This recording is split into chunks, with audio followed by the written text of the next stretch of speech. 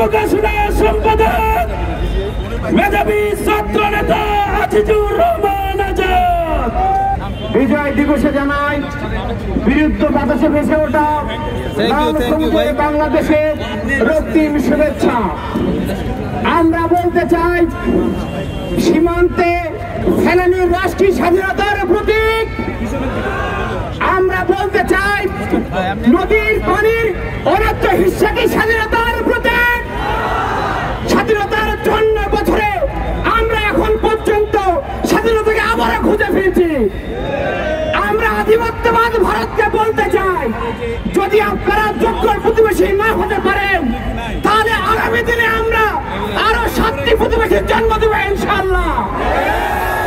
মনে রাখতে হবে, এদেশের জনগণ এখন আর বোকা নয়।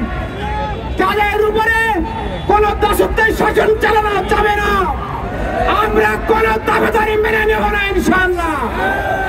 আমরা বলতে চাই, আগামীর বাংলাদেশ হবে তরুণদের বাংলাদেশ।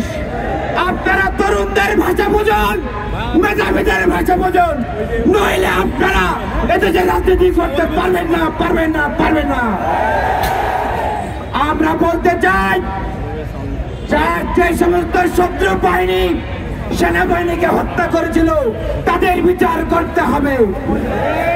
যারা আলেম ওলামাদেরকে হত্যা করেছিল তাদের বিচার করতে হবে। সংগ্রামী উপস্থিতি, আগামী দিনে দেশ ও ইসলাম রক্ষার আন্দোলনে সবাইকে অংশগ্রহণ করার আহ্বান জানিয়ে কথা শেষ করছি। আসসালামু আলাইকুম রহমতুল্লাহ।